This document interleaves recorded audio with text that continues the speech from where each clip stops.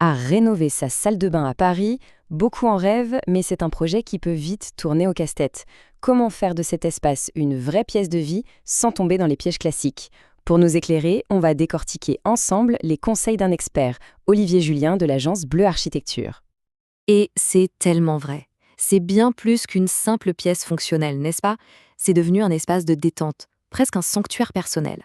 Cette citation, elle pose bien le décor, on parle d'un lieu chargé d'émotions, et c'est pour ça qu'on a envie qu'il soit parfait. Le problème surtout, à Paris, c'est que les contraintes sont partout. Les immeubles anciens, les normes techniques qui sont de plus en plus strictes, sans parler des budgets qu'il faut absolument maîtriser.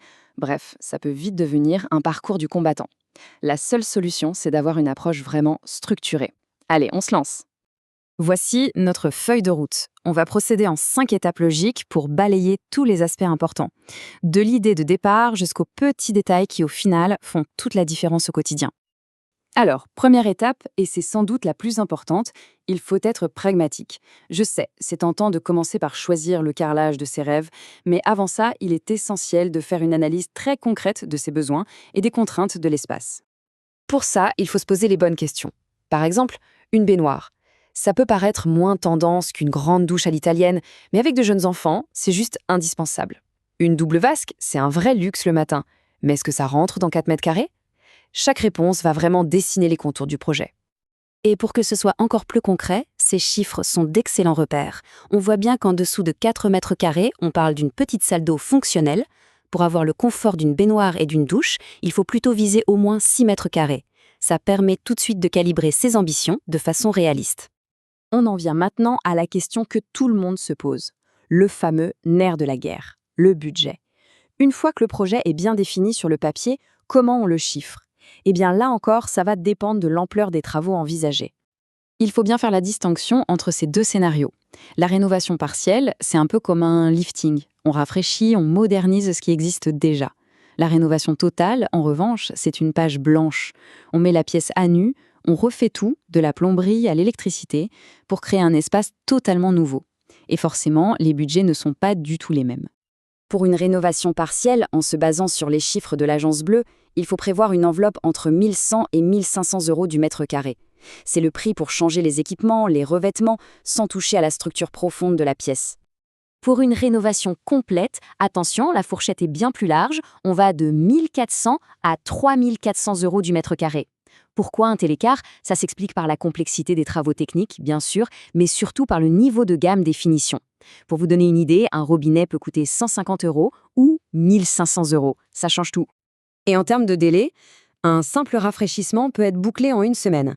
Une rénovation complète standard, c'est plutôt 2 semaines. Mais attention, on est à Paris, et avec les contraintes des vieux immeubles, un chantier un peu complexe peut facilement s'étirer sur 3 semaines. Il faut donc s'armer d'un peu de patience. On aborde maintenant la partie immergée de l'iceberg. Ce sont les aspects qu'on ne voit pas une fois les travaux finis, mais qui sont absolument fondamentaux.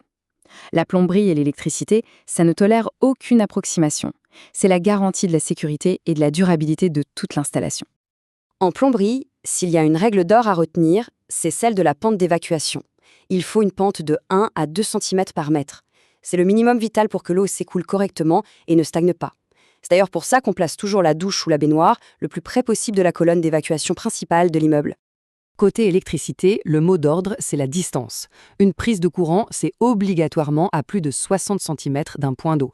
Et plus on se rapproche de la douche ou de la baignoire, plus les normes sont drastiques. Ça impose des équipements spécifiques, très étanches ou à basse tension. Sur la sécurité, on ne négocie pas. Bon, maintenant que la technique est bien calée, on peut revenir à des choses plus visibles, plus esthétiques.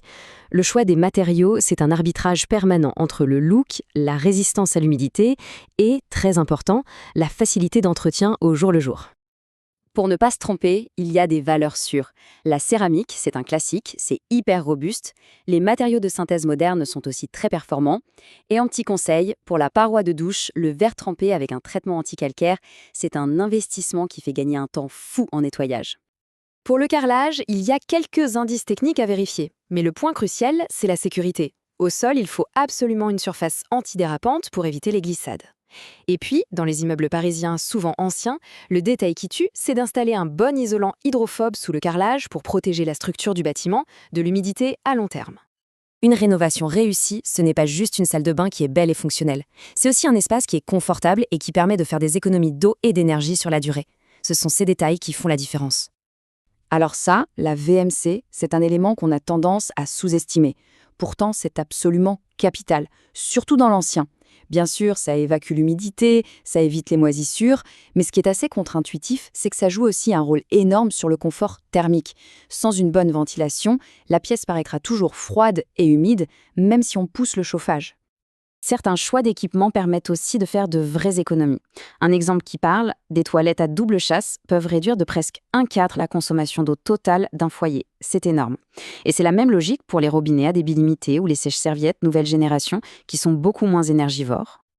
L'éclairage, c'est la touche finale qui change toute l'ambiance. La bonne stratégie, c'est de combiner une lumière générale, plutôt douce pour l'ambiance, et des points lumineux plus ciblés et puissants sur les zones clés, comme au-dessus du miroir. Pour avoir un ordre de grandeur, on vise environ 400 lumens par mètre carré pour un bon confort visuel. En résumé, si on devait retenir l'essentiel, la clé d'une rénovation réussie, ce n'est pas un seul élément, c'est la cohérence de l'ensemble. Un projet très bien défini en amont, une exécution technique irréprochable et des choix guidés par le pragmatisme. C'est ce trio qui garantit un résultat sans mauvaise surprise. Finalement, au-delà de la technique et des chiffres, l'essentiel est peut-être ailleurs. La salle de bain est un lieu intime, un espace où l'on se ressource. La vraie question n'est donc pas seulement comment bien rénover, mais plutôt quel espace de bien-être a-t-on envie de créer pour soi.